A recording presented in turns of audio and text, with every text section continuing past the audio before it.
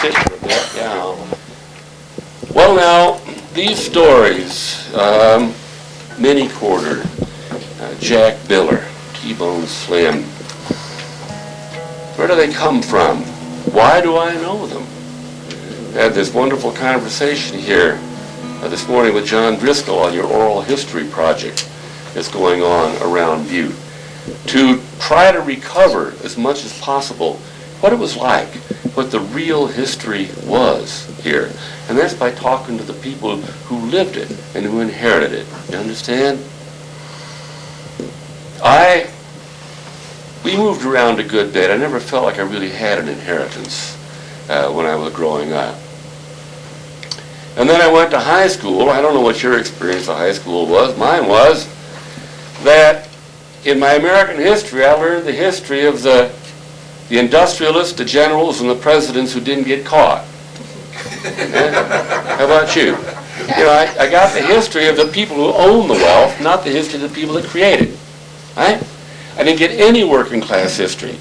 None of the struggles that I've learned about since, Pullman strike, the Homestead and the Steel, the Everett massacre, all of those, you know, the Centralia massacre. I never learned any of that stuff in school. I learned it sitting in front of my elders because I went to them and I asked. I sat in front of them and say, tell me how it was. Tell me how it was. Well, and that's not, of course, the government, which is to say the corporations own the schools. They don't want our kids coming out of these high schools asking questions. They want them to come out with answers, don't they?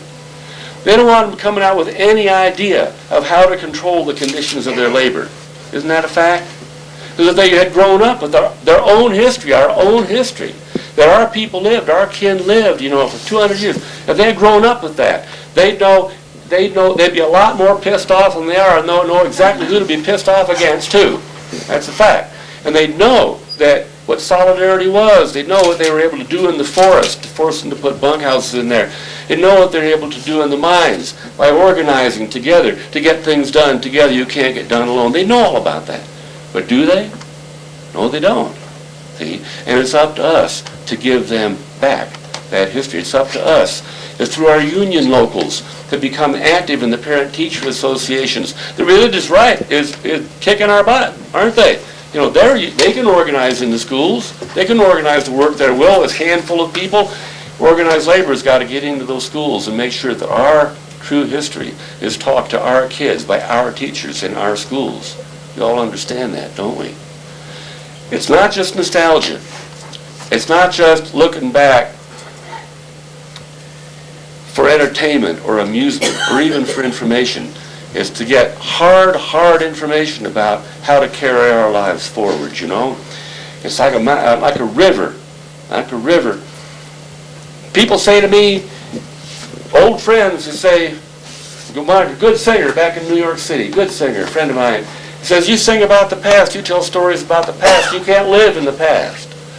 They say, well, if anybody tells me that I can't live in the past is trying to get me to forget something, that if I remembered it would get him in serious trouble.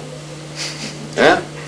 Yeah? I go outside, I said, I can go outside and pick up a rock and bring it here, and that rock is older than the oldest song you know, and I can drop it on your foot. Past didn't go anywhere, did it? No, it's right here, it's right here. My elders were tributaries, and everything they did and lived and said and thought flows through those tributaries down into this river. Time, and I'm standing in it. And if I take the time to ask, if I show an honest sense of curiosity, I really want to know. Not to publish it, not to steal it, not to make a movie out of it, you know, but I really want to know how I can transform my life through these stories, through these extraordinary lives that could never be lived again. And then I can reach down into that river and take out what I need to get through the world. That's why what you guys are doing with this oral history project is so damned important. It's not just adding another piece to your patchwork of history, but giving our kids some better way to get through the world than the boss has given them. Does that make sense to you? Does that make sense to you? Well, a lot of those old ones are gone now. But I have an inheritance because I have taken the time to sit with them and talk and listen. And I guess you get to a certain age, you really have to decide what you authentically inherit in the world. And that's what you go out and pervade. That's what you go out and put back in the world. See? Until it's your time to get out. There was one old fellow who used to live in the Clam Hotel up in Spokane, Washington. Well, after the Skid Road, they tore all that out, Skid Road. The words, the loggers cut a pole road through the forest, lined it with saplings, and then they'd put the chokers on the big logs and skid them out behind the horses. You see, so that's a skid road.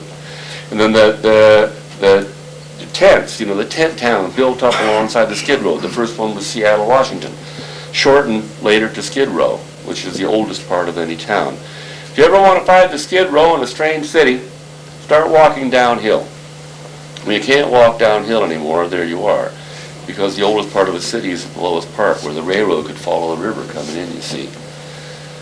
This old man sat in the Clem Hotel day after day looking out on the street, face ghostly white. One of those who used to come to town looking for work, boomer, and then got too old to do the work.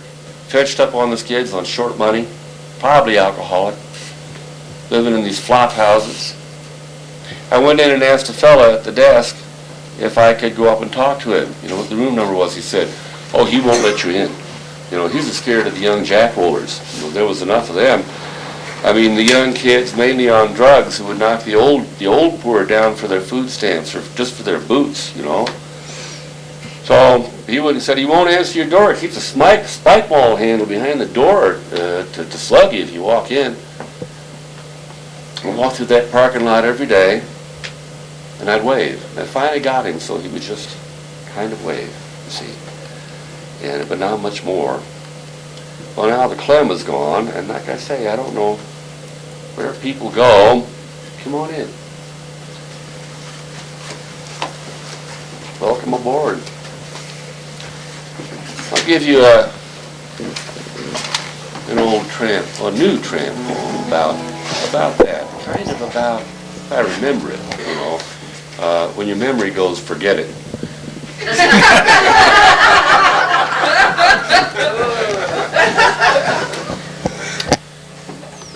John, this is kind of what you're trying to get at.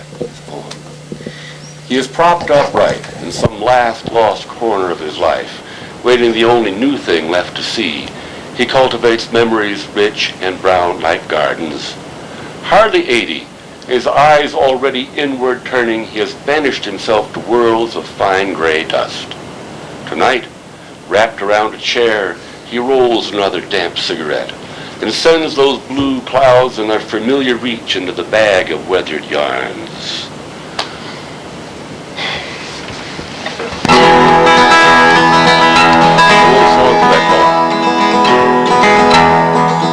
I spent my whole life making somebody rich. I busted my ass for that son of a bitch, and he left me to die like a dog in a ditch.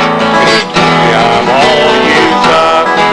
He used up my labor, he used up my time. He plundered my body and squandered my mind, and gave me a pension of handouts and wine, and told me I'm all used up. My kids are in hot, doing God's called work, slaving their lives out for some other jerk. Yeah, my youngest was no good wage shipping clerk. He knows I'm all used up. But some people reaching for power and gold don't have respect for anything old, for pains they're bought and for promises sold. Someday they'll all be used up. They use up the oil, they use up the trees, they use up the air and they use up the sea. Well, how about you, friend, and how about me? What's left when we're all used up? I'll finish my life in this crummy hotel. It's lousy with bugs, and my God, what a smell. But my plumbing still works and I'm clear as a bell. Don't tell me I'm all used up. Outside my window the world passes by, gives me a hand and spits in my eye, and no one can tell me to no why. I'm living but all used up. Sometimes in my dreams I sit by a tree. My life is a book of how things used to be, and kids gather round and they listen to me. They don't think I'm all used up. There's songs